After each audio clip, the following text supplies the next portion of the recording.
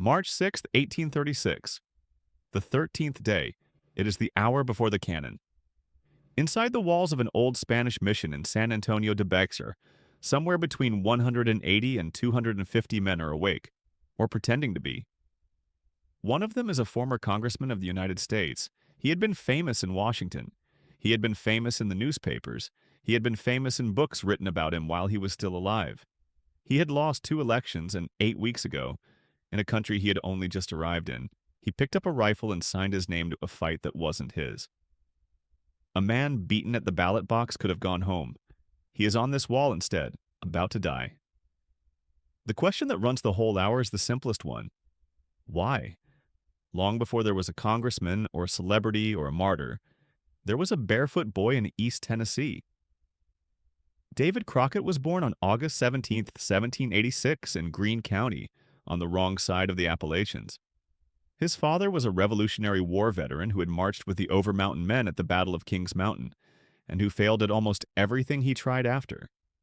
A failed land speculator, a struggling tavern keeper, a man with too many children and never quite enough.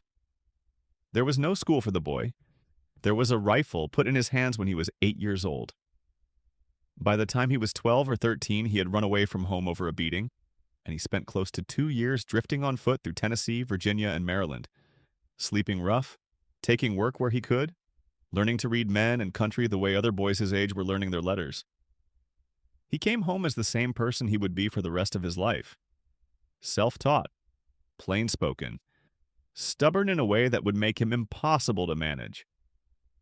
The myth started growing in his own lifetime. He became, by his own count and the testimony of his neighbors, one of the great bear hunters of the southern frontier. He claimed 105 bears in a single season near the Alabama border.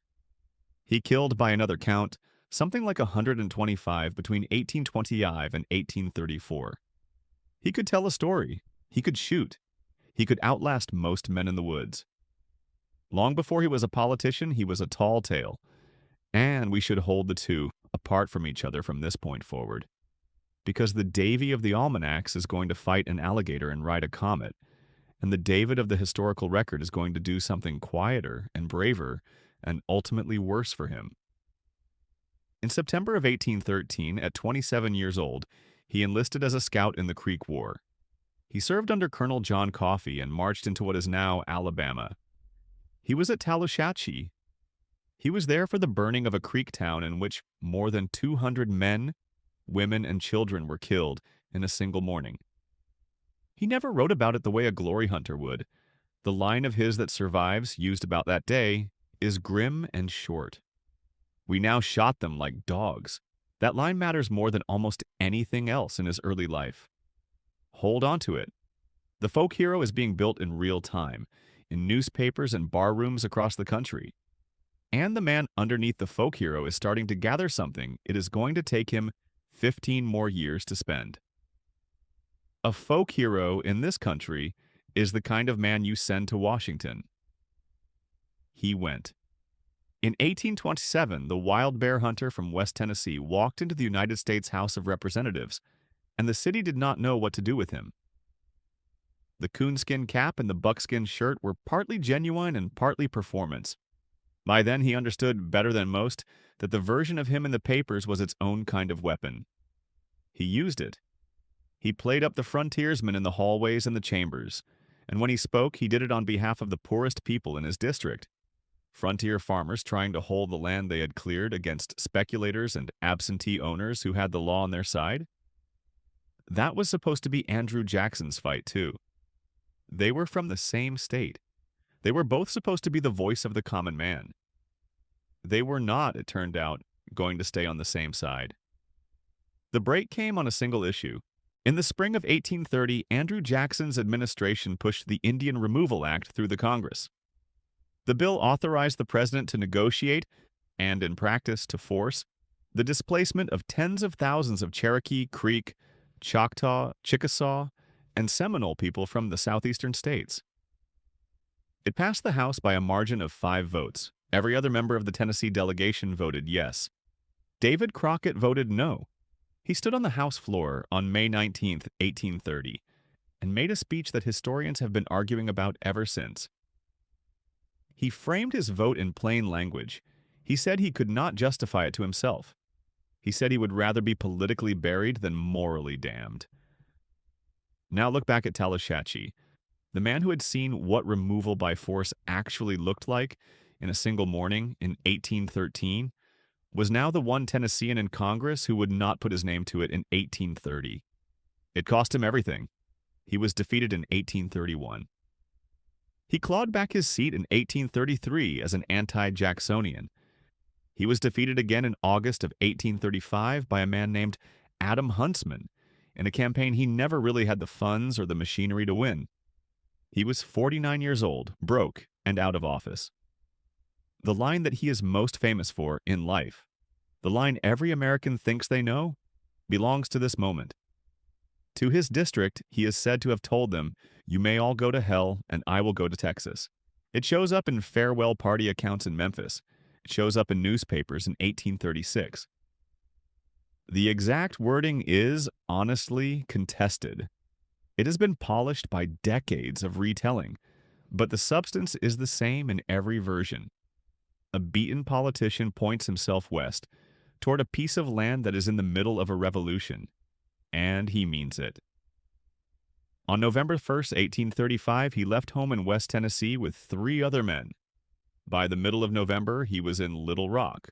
By early January of 1836, he had crossed the Red River into Texas and was being celebrated in Nacogdoches as the most famous American who had yet come south to fight. On January 14th, he signed up as a volunteer for the Provisional Government of Texas, 8 weeks from a defeated congressman in Tennessee to a sworn soldier in a foreign rebellion. By late February, he was inside the Alamo. The mission was a converted compound, hastily fortified and badly under-garrisoned. The Mexican army, under General Antonio Lopez de Santa Anna, surrounded it on February 23, 1836. The siege would last roughly 13 days. A man with David Crockett's name and David Crockett's fame and David Crockett's politics had 100 quiet ways out of that building. He could have ridden for help and not come back. He could have made his name useful somewhere else. He had been a congressman of the United States. People would have listened to him on either side of the river. He stayed. That is the entire weight of this episode, and the answer to the question we asked in the opening minute. He stayed because by then the deepest thing about him was the thing that had cost him Congress. He did not have another mode. He had a sense of where the line was, and he did not move off of it. The end of David Crockett is one of the few moments in American history where we have to be honest and say we don't know. There are 2 accounts. They cannot both be right, and we are going to tell you both. The traditional account is the one most Americans grew up on. In the final assault, sometime after dawn on March 6th, the walls were breached and the garrison was overwhelmed. In this version, Crockett dies fighting, rifle butt swinging, the last few men of his company down around him. The second account comes from the diary of a Mexican officer named José Enrique de la Peña, who served under Santa Anna and was present at the assault. The diary, published in Spanish in 1955 and in English in 1975, claims that Crockett was among a small handful of survivors, perhaps 7 men, who were captured at the end of the fighting, brought before Santa Anna, and executed on his order. A 2001 forensic analysis at the University of Texas examined the paper, the ink, and the handwriting of the De la Peña diary, and concluded it was consistent with a Mexican army document of the 1830s. But the same scholarship has acknowledged that De la Peña incorporated other people's accounts into his own, and may not himself have witnessed those final executions or identified Crockett with certainty. So the honest answer to how did Davy Crockett die is probably one of 2 ways, and they do not say the same thing about the man, or about the war, or about the army he died fighting.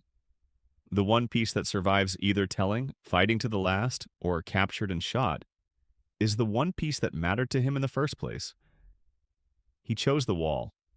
However it ended, he had already made the decision that mattered. He made it when he stayed. In the years after his death, the country took the man and built the myth on top of him until the human being underneath could barely be seen. What gets lost in that every time is the real cost of him. A conscience vote that ended a career, a long ride west into someone else's war, a choice to stay on a wall in a foreign country. A death we are still arguing about almost 200 years later. Chambered in history.